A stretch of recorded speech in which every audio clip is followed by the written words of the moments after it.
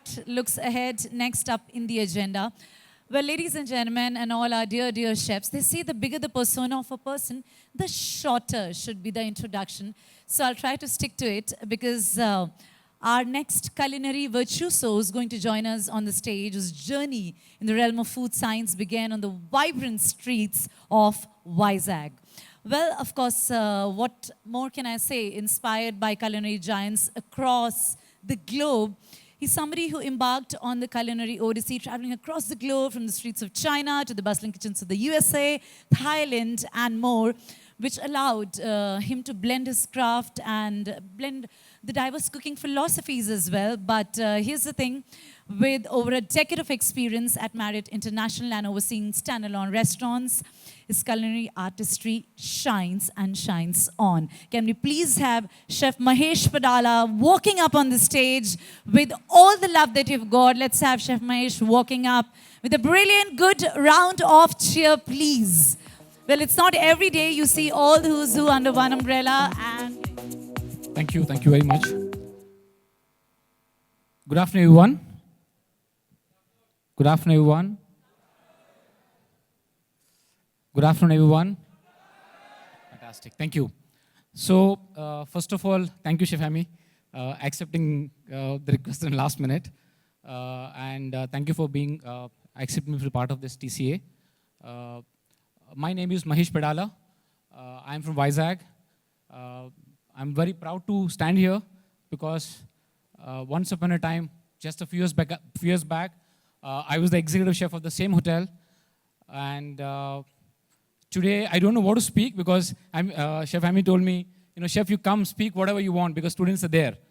I thought what I'll speak today is about little bit about my journey and rest about what you guys want from me. So I've been as a chef for the last 21 years. And after that, I moved into F&B operations. And now currently, I'm the director of operations at Sheraton Grand Bangalore. For me, like a lot of fellow chefs spoke about Instagram and respecting people and a great cuisine that, one of the chefs has briefed us right now. So for the students, I just want to tell you, one of my secret success that I can tell you is, it took for me, initial stage of my life, I took 10 years to become a chef de partie. I took 10 years. I mean, why? I mean, I have a lot of opportunities to become a chef, to get a promotions. But I choose to stick to work in different departments, to learn different knowledge, so that, from there the journey becomes much faster. From CDP to become an executive chef, there are a lot of steps, right? From CDP, you have to become a junior sous chef to sous chef to CDC, CDC to executive sous chef to head chef, and then executive chef. There's multiple chefs, steps in this right now. For that, I just took 3 years. What I want to tell you, all of you, what my advice to all of you is here is about, if you are a chef, most important, be a chef. Right? You need to know the cooking skills, which is most important. If you don't understand the region that we are cooking right now, like previously the chef said some time back about from Uta, the research about the ingredients, the research about the whole cuisine. So that's really inspiring right now. And how many of us right now in this current generation are we so serious about what are we becoming and what are we cooking right now?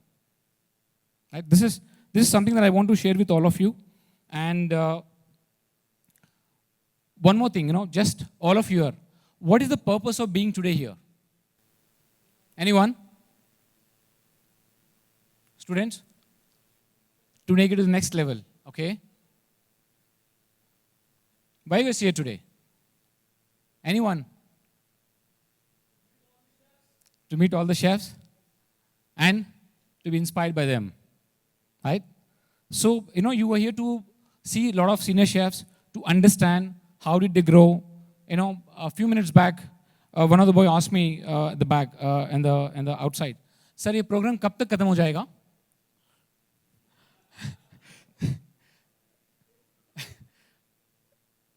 Right? See, why I'm coming back to the point. The purpose, you coming to, wearing the chef coat today, there should be purpose and there should be some sort of a, ideology in your mind that what I want to become in my life, how I want to see myself.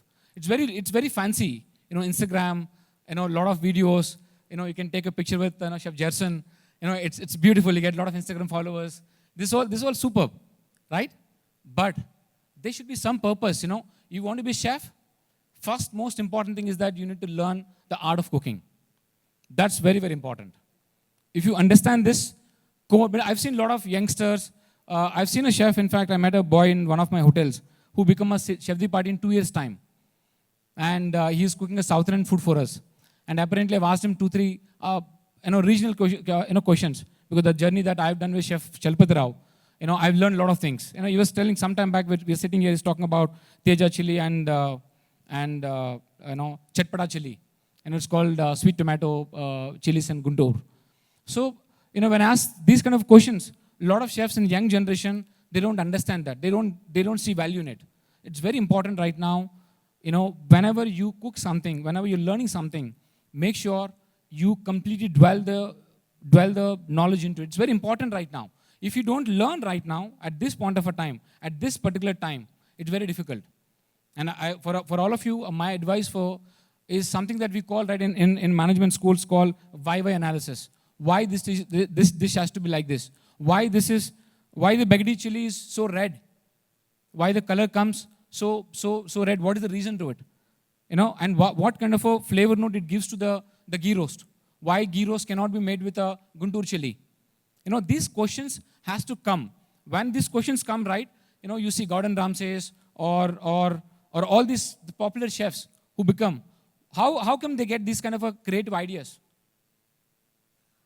Because they question ingredients. Why this is like this?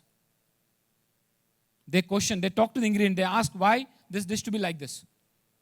So this is something that I want to advise all of you. There should be one purpose, that if you're becoming a chef, make sure you focus on cooking. It's very, very important. And then once you learn the art, once you learn the art, start teaching to the people, right? And the old era is gone now. Being serious in the kitchen, shouting in the kitchen, it's fancy, but that's no more that. I think if anybody's doing with all of you, I don't think so. We are going in the right direction. So that's another thing. Cooking is a joy. You have to enjoy. If you enjoy, you'll be able to translate the dish into a better way. Chef Jason said some time back, you have to put a love in the food. प्यार से खाना बनाएगा तो सब कुछ बढ़िया आएगा, right? So this is what I have. I just want to tell all of you. I think anybody have any questions, I can definitely answer. Anyone?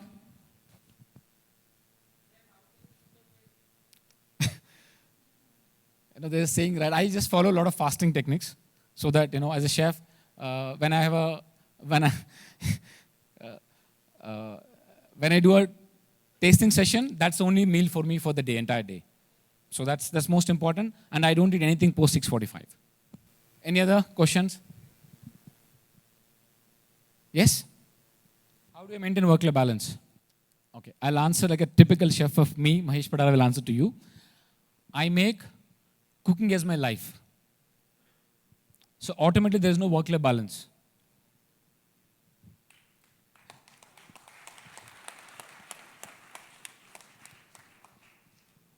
Did I answer the question right? Sorry? So I'll tell you guys. There is so much to learn in cooking. Even today we learn. Even every chef learns something from different people. There's so much within India there's so much to learn. Across the globe there's so much to learn. So you want to learn, it's like an ocean. It's up to you how much time you want to give it to your career. Any more? Yes? A child at that time, or do you have any someone who has been an inspiration for you? Can you tell us the story from where it started for you? I'll be very honest to you. I went to hotel management college. My dad's friend told me that put this boy into hotel management college. I think he will shine. Then I said okay. and it was 2000 exactly. I used to see in Vizag, RTC Complex Road, there's Indo-American College. There used to be a nice yellow shirt and red tie and a suitcase. I was inspired by that. I said, I will become a hotel management student, right? And then I went to the college. And first, it's a FCI college in Vizag. So first, 1.5 months, there was no classes. You just hang on and all. So I didn't know that there is something called cookery means cooking. So after 45 days or 2 months of time, I went to the class and they said, your coach is coming. I said, okay, suit is coming. Okay, I was completely, helpless. And then suddenly, practicals. So the coat is different. And then they told me, come, today is, I still remember the menu, by the by. Tomato dal, jeera rice, vegetable paisam, green salad. I will not forget that menu even in my life today. And I said, what are you talking? I'm not going to cook. मैं पागल हूँ क्या मैं नहीं खाना बनाता हूँ, right? मैं नहीं बनाता हूँ, मैं नहीं. So I went, I left, I didn't go to the college for 4.5 months. I'm serious about it. I didn't go to the college for 4.5 months. Then, I tried to join different colleges, didn't happen. Then, no option left. So my mother, we paid the fees. We're from a very, basic family, so that Then I had to go for a fun. Just to go and eat food in the college every day, not attending the practicals at all, not studying the books at all. In January, I remember December 22nd of 2000, first time I went into the ITC Grand Bay as a trainee. That 10 days of training has actually connected me to the cooking. There's a chef called Velu Murugan. He's a very, passionate about what he cooks. He used to teach me a lot of things because I was very young. I was 18 years old. Then I said, okay, let me try. So I've studied the subject only 65 days, day and night, to recover all my backlogs. And guess, I'm not joking, I was the college topper of that year. And from there, still there was in some sort of a thing that I was two-minded. So I became a BSc, while I was doing my training and then apprenticeship, I did a BSc Industrial Chemistry to become a scientist. So that science knowledge during my cooking in the hotel. So I used to work for 12 hours in the hotel and 6 hours of college. That journey went for 2 years continuously. So that was it was crazy me. So that really adapted me. Now I can do anything and everything if I can work for 18 hours. So that really dwelled me down. So I become then the way that we've been taught in BS Industrial Chemistry. So similarly, I started thinking about cooking like that. So why this ingredient can go in this only? I was in Continental Kitchen most of the time. Mr. Animesh was there. He was my director of food and beverage at the time. So that's the time. We did a lot of experiments in cooking in Okra. So that's how my journey moved on. For 10 years, I was only learning cooking, nothing else. Always dirty hands. And second thing, I used to tell people, I don't take a picture of the dish. Till I become executive chef, I can clearly say I've never clicked a single dish picture that I made it. Because that was my confidence. I don't want to recreate the same dish that I made. So I meant to that kind of a approach in my life.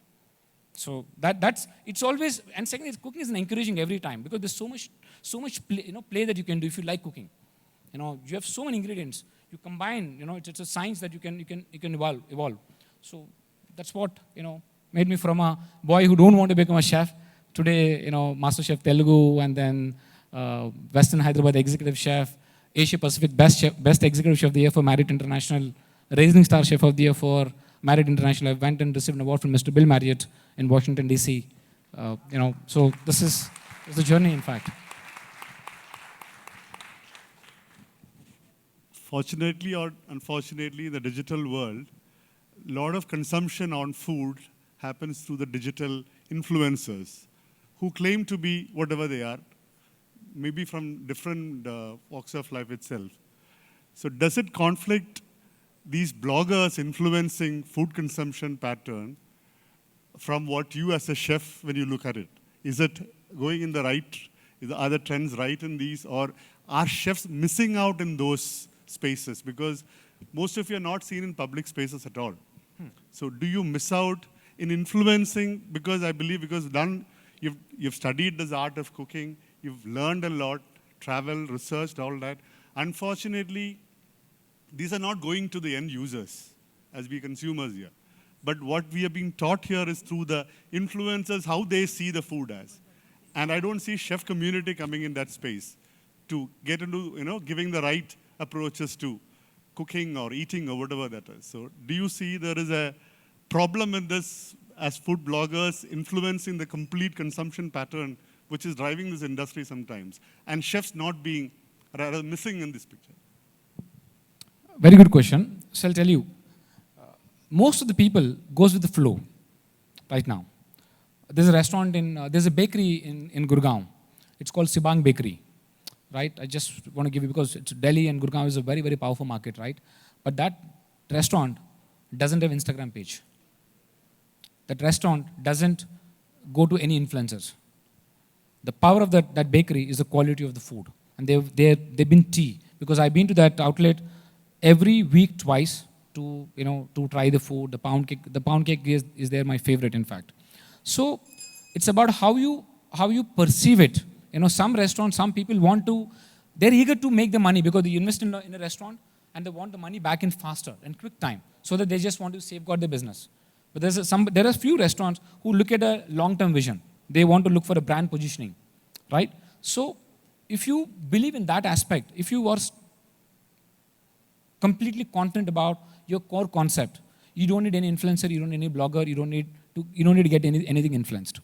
So I think it's all about why people call influencers for a business, right? As a restaurateur, if you don't call them, they don't come to your restaurant. You stay focused. The word of mouth is most powerful. The word of mouth because till the time you have a concept and subject, you may earn today 10% less, 20% less, but in a long term, that's actually possible. And I've seen a lot of restaurants who actually believes in it. Digital is important. I don't say that it's not important, but some bloggers or influencers actually influence people, but they can come once. If your product is not good, they won't come back to you. If your product is good, definitely they'll come back to you. So that's my take on this. Yes? There are many, in fact. I don't know which one to share. There are many.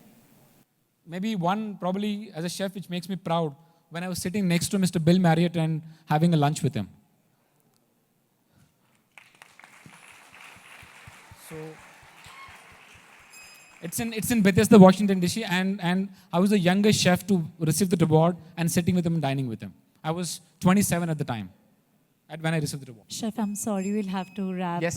Last question, We anyone? are loving the innings, but okay, let's take up a quick last. Okay. So I'll give you a very generic tip to all of you. In the life, you see problem, right? A lot of problems we come across. Kitchen mein pani hai, nahi to aaj ingredients nahi hai, whatever. There are a lot of problems that we force in our life, right? Ghar mein pani nahi aa rahe, whatever it is. So I always say, to my chefs today, I have a bunch of executive chefs works under me.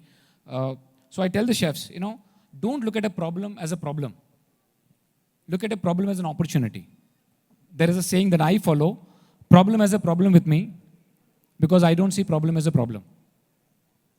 Right? So when you see every problem which comes, which you think is a problem, it is not actually a problem.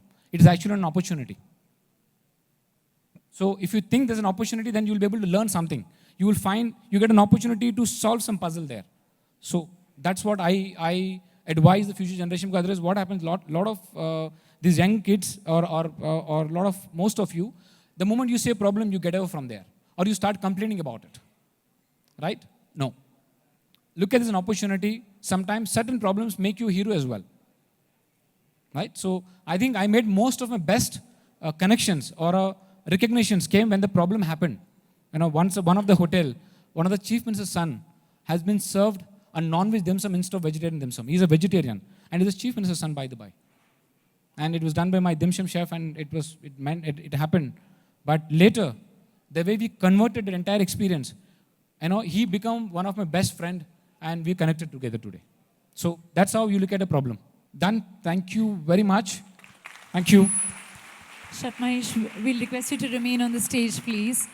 Thank you for those intriguing innings. We really enjoyed. Thank you for making it very inclusive again. with that question answer most of the time there. Chef Arpan Roy, TCA Executive Member, we'll request you to please come forward to do the honors and felicitate the one who seems like a heartthrob of everybody who's sitting out here.